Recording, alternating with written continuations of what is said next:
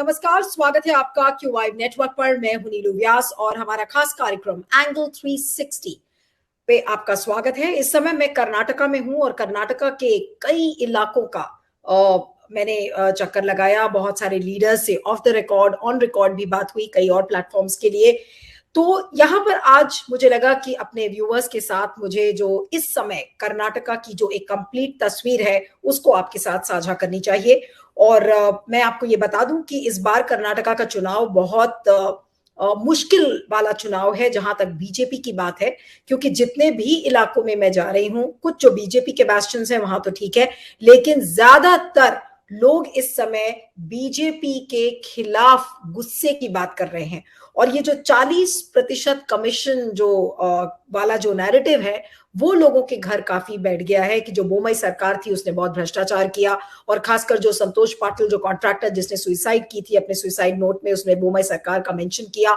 उस नैरेटिव को जिस तरीके से कांग्रेस ने बिल्ड किया है, तो यहां पर जो सड़कों पे मैं देख रही हूं कि छोटे छोटे जो 8 या 9 साल के जो बच्चे हैं वो भी 40% सरकारा की बात करते हैं। 40% सरकारा, ये यहाँ की जो लोकल लैंग्वेज है उसमें 40% सरकारा की बात की जाती है, यानी कि 40% सरकारा यानी कि भ्रष्ट सरकार है। लेकिन जब बीजेपी के नेताओं से मैंने बात किया तो बीजेपी के नेता ये कहते हैं कि भाई अगर कांग्रेस आरोप लगा रहा है 40% कमीशन का, तो उनके पास कोई प्रूफ नहीं है, वो केवल वो बातों बातों में कह रहे हैं और उनके पास कोई प्रूफ नहीं है, वो प्रूफ कोई नहीं दिखा पा रहे हैं। और वही बात कांग्रेस के लिए कही जा रही है। जैसे कांग्रेस के नेता हैं डीके शिव कुमार, उनके खिलाफ सीबीआई और ईडी के छापे भी पड़े थे, उनका नाम एनफोर्समेंट एजेंसीज की लिस्ट में भी है। तो कुछ लोग ये भी कहते हैं कि भाई कांग्रेस और बीजेपी अलग नहीं है जहां तक भ्रष्टाचार का मुद्दा है। भ्रष्टाचार का मुद्दा नैरेटिव अच्छे से कांग्रेस ने इसमें बनाया है, इसमें कोई शक नहीं है। जगह जगह आप जाएंगे तो आपको सड़कों पर पोस्टर्स नजर आएंगे 40% सरकार के। उसके बाद सोशल मीडिया पर जो वॉर चल रही है बीजेपी बनाम कांग्रेस की, उसमें भी अगर आप देखें तो मीम्स बनी हुई है जिसमें कि 40% सरकारा, जो यहाँ की जो लोकल लैंग्वेज है उसमें 40% सरकारा की बात बार बार कही जाती है। तो ये जो मुद्दा है करप्शन का कि बोमई सरकार ने करप्शन किया, बोमई सरकार और येदियुरप्पा का नाम भी उसमें जुड़ रहा है कि देखिए आपके दो बड़े नेता बोमई, बसवराज बोमई जो कि मुख्यमंत्री हैं, बीएस येदियुरप्पा वो भी एक भ्रष्ट नेताओं में उनकी गिनती थी। तो ये जो एक बीजेपी एक भ्रष्ट सरकार है, इस मुद्दे को कांग्रेस डोर टू डोर पहुंचाने में सफल हो गई है। और इसी की वजह है कि आज जो एक ग्राउंड सिचुएशन मैं कहूं तो वो यही है कि कांग्रेस इस समय यहां पर एडवांटेज में है।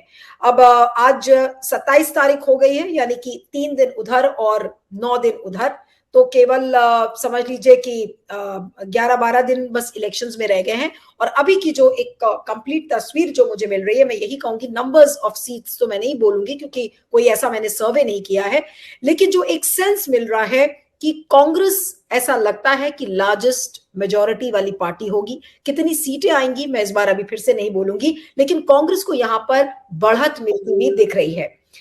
जहां तक आप बीजेपी की बात करें तो बीजेपी के खिलाफ लोगों के मन में गुस्सा है। हालांकि मोदी मैजिक के बारे में बार बार कहा जाता है कि मोदी जी आएंगे, कल से मोदी जी की यहाँ पर रैलीज भी शुरू होने वाली हैं, तो मोदी जी आएंगे तो सब खेल बाकी पार्टीज का धराशायी हो जाएगा। लेकिन ऐसा नहीं है। मोदी मैजिक, अगर आप गांव में जाएं, जैसे कि कल मैं यहाँ पर एक गांव है कोराटागीर जो कि बैंगलोर से करीब 80 किलोमीटर दूर है और टुमकुर लोकसभा कंस्टिट्यूएंसी में आता है। मैं जब वहां पे गई तो वहां पे बहुत सारे किसानों से मैंने बात किया, तो किसानों का यही कहना था कि जितनी भी सेंट्रल वेलफेयर स्कीम्स आई हैं, उन किसानों के परिवारों में जो महिलाएं थी उनसे भी मैंने बात किया, तो उनका यही कहना था कि ये जितनी भी सेंट्रल वेलफेयर स्कीम्स हैं वो घर घर तक नहीं पहुंची हैं।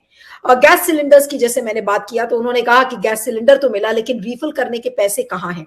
और प्रधानमंत्री आवास योजना की भी जो बात कही गई, तो ऐसा नहीं है कि सबको घर मिल गए हैं। तो इम्प्लीमेंटेशन में ज्यादा प्रॉब्लम्स यहां पर आई हैं सेंट्रल वेलफेयर स्कीम्स को लेकर, और इसीलिए जमीनी तौर पर वहां पर एक गुस्सा नजर आ रहा है।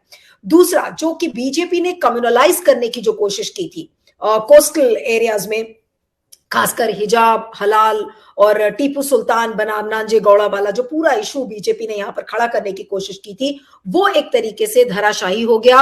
और बीजेपी को भी ये गलती समझ में आई, क्योंकि मेरी कुछ नेताओं से ऑफ द रिकॉर्ड बीजेपी के दफ्तर में जब गई तो वहां पर उनसे बातें हुई, तो उन्होंने कहा कि नहीं, हम लोगों ने रियलाइज किया कि जो कर्नाटक की जनता है वो शायद इन मुद्दों को उतना पसंद नहीं करती है। और इसी वजह से आप देखिए, अब भ्रष्टाचार का मुद्दा है और बार बार जो कांग्रेस के ऊपर जो बार बार निशाना साधा जा रहा है, डिनेस्टी पॉलिटिक्स को बार बार उसको सेंटर स्टेज में बीजेपी लाने की कोशिश कर रही है। कल आपने देखा था कि अमित शाह ने कल भी यही कहा कि देखिए, अगर आप कांग्रेस को वोट करेंगे या आप जेडीएस को वोट करेंगे तो फिर आप डिनेस्टी, जो परिवारवादी पार्टीज हैं, आप उनके लिए वोट करेंगे।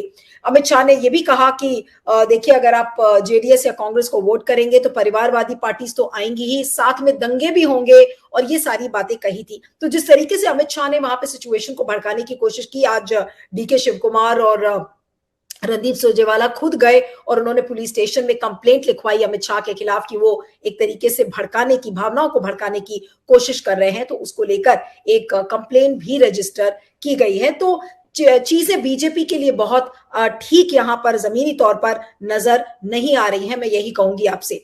जहां तक कांग्रेस का सवाल है, तो कांग्रेस ने एक क्रेडिबल कैंपेन खड़ा किया है, हालांकि वो बहुत विजिबल कैंपेन नहीं है। जैसे बीजेपी का जो बड़ा बड़ा जो कैंपेन आपको नजर आता है कि बड़े बड़े होर्डिंग्स, पोस्टर्स, सोशल मीडिया, बड़ा सा उनका मीडिया का दफ्तर है जिसमें कि अंधाधुंध समय जर्नलिस्ट आते हैं, उनको खूब खाना प्यार से खिलाया जाता है, उनको ये भी बोला जाता है कि भाई आप बीजेपी की पॉजिटिव कवरेज करिए। मैं खुद बीजेपी के दफ्तर में थी तो मुझे कुछ लीडर्स के इंटरव्यूज करने थे, तो उन्होंने कहा कि भाई आप कठिन सवाल बीजेपी से मत पूछिएगा, क्लीन सवाल पूछिए।